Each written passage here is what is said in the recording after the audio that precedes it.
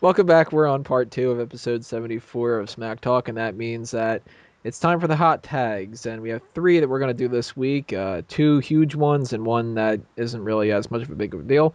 So let's go for one of the big ones, and that is some news for the Smark Out Movement brand. The Smack Talk YouTube channel that we have here is now officially partnered with a YouTube network, Full Screen Network, one of the most premier YouTube partnerships that are out there behind Machinima and Vivo, and it's kind of along the lines of those kind of things. We are now officially partnered with them, so that means we're gonna have some big upgrades coming soon. Where we might be having that YouTube Live, we might be having some more advertisements. So if you guys see it, don't think of it as me trying to screw people over or whatever like that. That's how this system works. I can't tell you guys much about it because of all the NDAs and everything like that. But it is a good thing. It's a very good thing that should promote the Smark Out Moment brand a lot more. And who knows, maybe where this is going to be that little catapult that brings us into becoming one of those main wrestling channels that are out there. And, you Please know, no. Have you seen the main wrestling channels? A lot of them are really shit. Yeah, well, that we that can would if suggest we become one of them, then that means that we'll be the That means we best. become that we would We just are not YouTube shooters. Let's get that right. Yeah, we're not YouTube shooters. and we don't have anyone named Justin LaBar on here. well, Oh God. isn't that a positive? That is a very that is a huge positive. So, really, really excited for what's going to happen soon with Smack Talk and Smark Out Movement and all that. Obviously, this might not be something that next week is when things start getting crazy, but we should be seeing an upgrade very, very soon that should propel a lot more to this channel. And I really wanted to thank everybody who has subscribed and the people that like the videos and share them with their friends and all that, and the ones that comment every week. These regulars are really fantastic, and I love you guys for all this. Yeah, full round of applause for everybody that does this, because this is the entire reason why I'm in this partnership thing, is because of you guys. Obviously, if I had no subscribers and all that, it would be a completely different situation, and I would have killed myself a long time ago. Oh, But Oh, But I've got no subscribers. Time for the cliff. so I really wanted to thank you all guys for helping me out, and things will be getting a whole lot better, and it's all because of you guys. So I'll be trying to figure out as much as I possibly can to give back to you guys, and stay tuned for that. Uh, the other big topic that we want to go through, let's go for the little moon, kind of bookend this. Mick Foley, his Hall of Fame speech will actually be airing on television now. He confirmed that through his Twitter account and thanked Santa Claus, I think it was. So, good news for the Mick Foley fans out there that were as annoyed about it as I was when they were saying that he wouldn't actually be televised. He deserves a lot better than that. So, congrats to Mick Foley, of course. Anybody want to tag in and throw something out there about this? I will. It's a good thing because the I just feel that every time he has a stint in the WWE, he's going in there with his tail between his legs, so to speak, because he gets abused a hell of a lot by them. So yeah. he's not considered the main event star that he should be, and I don't know why. I think it has a lot to do with Vince and maybe quite recently it's because of the way that he went out with the company and joined a rival promotion. Um, and so I don't know. But I'm happy that at least he's getting this. This is his sort of swan song in terms of his wrestling career because he's never going to ever do this again, And he's taken that sort of backseat GM role. So it it's good. It's a good thing and it's a positive, and at least it's going to hopefully be the end of his career that he's looking for. Any other people want to tag in? Yeah, well, a man of Mick Excuse me. Foley's stature, especially for what he did, we talked about it in the the superstar segment a few weeks back. Just even though he wasn't like the main star of the Attitude Era, he did play a big role and had some great rivalries. And somebody of that stature, he is a legend within the wrestling business that extends far beyond his WWF and E tenure. And for him to not get snubbed of actually having a speech on television, I think would be insulting to many people who would be watching. Because a lot of the people who are going to be watching are Mick Foley fans like myself, right? Like, I couldn't believe that it was up for discussion. I thought, well, he's a surefire going to be doing a speech on TV, and then all of a sudden it's like, oh, he might not be on TV. Nah, I'm glad he's going to be televised, because I'd say it'd be a total insult and slap in the face to him if he wasn't. Yeah. I think what this ultimately came down to, what a lot of people were worried about, is Mick Foley's a guy who could have been the headliner of a class going in, and yet he wasn't. And it's not necessarily a bad thing. I mean, it's good that they're bringing in all these other names too. It's good they're bringing in Backlund. It's good they're bringing in San Martino, Stratus, and Trump. You can argue about, but there are definitely people that can go in there. And they're all worthy of having their own televised segment as well. It really became a sticky situation, and I think I don't know. I know how people jumped to the conclusion that he wasn't going to be getting it, but I think that might have just been a mishap on the commercial or a mishap with promotion. I'm pretty sure Mick Foley was always meant to be in there. Well, I would hope so. I was really hoping that they would forego that whole idea that they would just show a couple people, and this year just show everybody, but cut it down a little bit. You don't need to have an hour-long show where you promote tons of other things. You can show a little bit more of everybody else's things, and you only have 5 people going to the Hall of Fame this year. Is that it? Yeah. I mean, honestly, yeah. I'm kind of like sad that we're not going to see anything from Booker T. Yeah. But we have Booker, we have Backlund, San Martino, Trish, Trump, and Foley. So that's 6.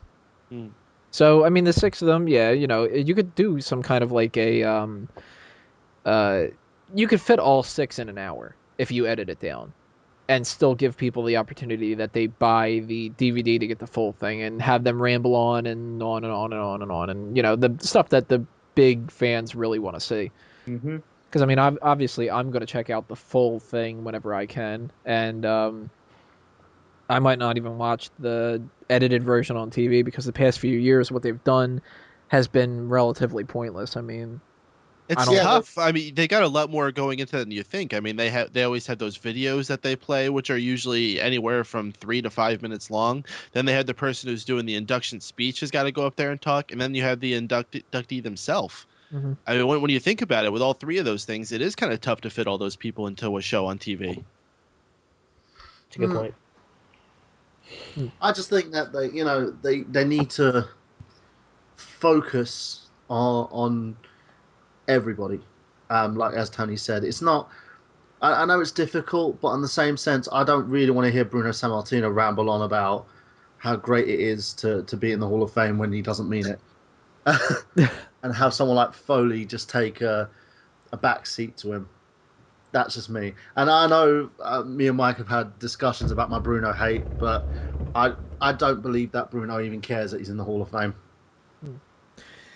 The big other topic that we have is that, as we mentioned in the first segment with the Ask Him, Martha Hart has dropped her... no, she hasn't actually dropped her lawsuit. I shouldn't say that. It's that she has settled her lawsuit. Yeah.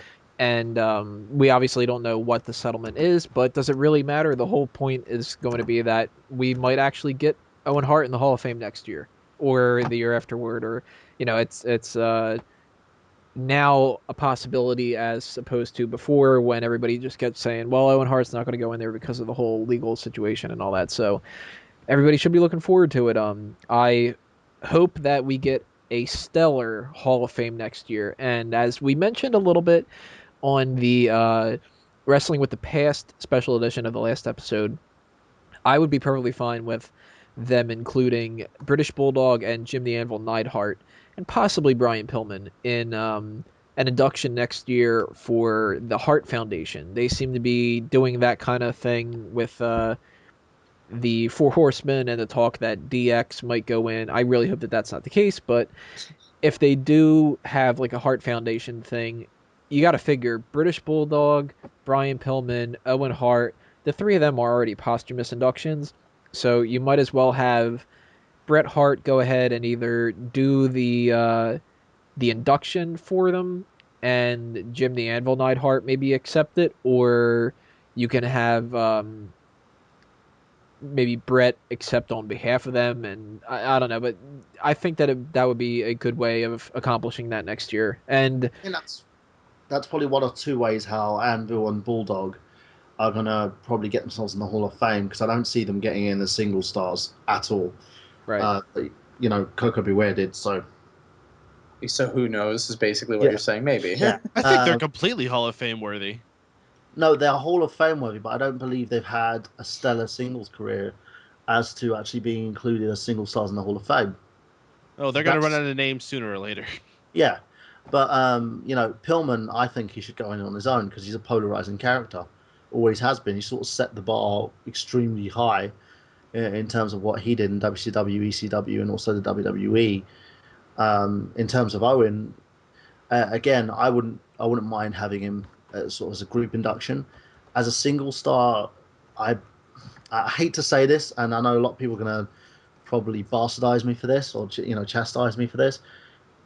If it wasn't for his death, I don't think he probably would be in the point of people wanting him to be inducted Well, who on his knows what own. he would have accomplished after he died, though? I don't Like, if think he didn't die, who knows what he would have accomplished in the future? You I know? don't think he would have been at the same level as guys like Brett and Sean. That's no, because I think they tried and tested it, and it just didn't seem to work. It just didn't Yeah. seem to Well, fit.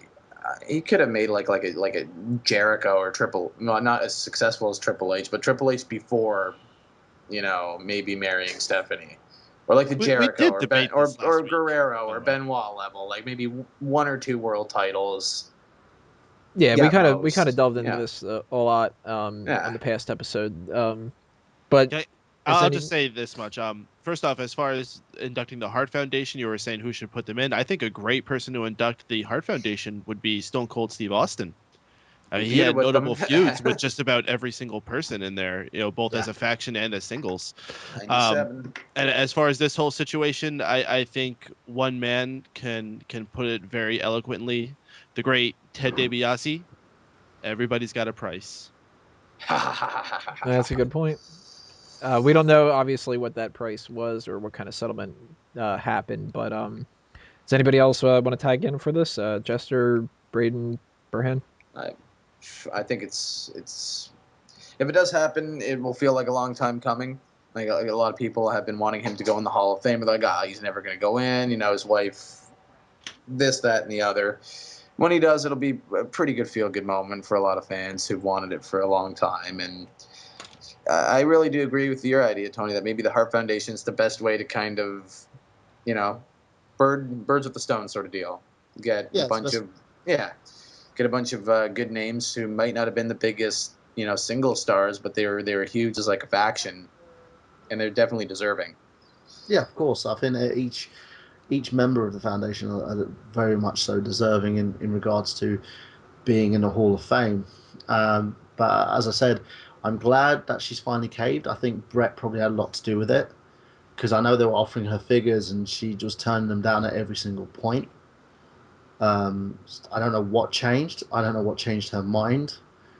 But all I'm glad is the fact that they were actually able to come to some sort of arrangement, and now they can get rid of that matter and focus on promoting him that the way they need to, and getting him on DVDs because he's had some quality matches. I think me and Payton were talking about a match he had with Brett many WrestleManias ago. We touched over it. We were talking about the ladder match from WrestleMania 10, and that was another match that night. Which and again, it's great the fact there's only one of a few sort of classic matches that Owens had. He's had tons of classic matches. So hopefully we get to see a lot more of that in DVDs. We get to see a lot more content, maybe even retro shirts, and a lot of stuff which will hopefully greatly benefit his widow, and benefit the fans out there who are waiting and sort of dying to see more Owen Hart related content. Jester, I any thoughts?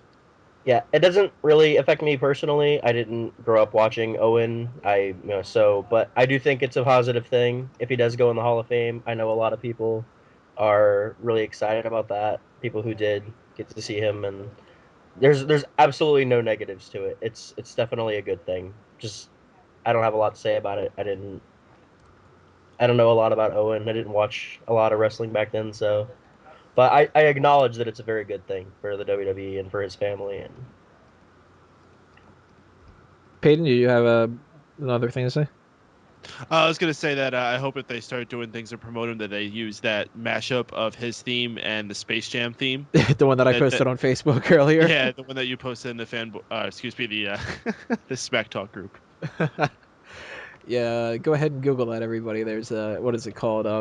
Let me bring it up here, and I'll mention it to everybody and give It's it a little called like shout out. Fixed Themes or something like that. I think it was Red Eagle is who had it up on Facebook. I'll throw them a little shout out because it was fucking hilarious when I came across it. Fix This Theme by Red Eagle. Enough Jam. Owen Hart versus Space Jam. It's fucking hilarious. So go ahead and check that out. That should be it for the hot tag segment. And of course, as I mentioned before, here's your little list of all the ways that you can check out the WrestleMania coverage. Next part, we're going to start going into the WrestleMania coverage itself for the predictions.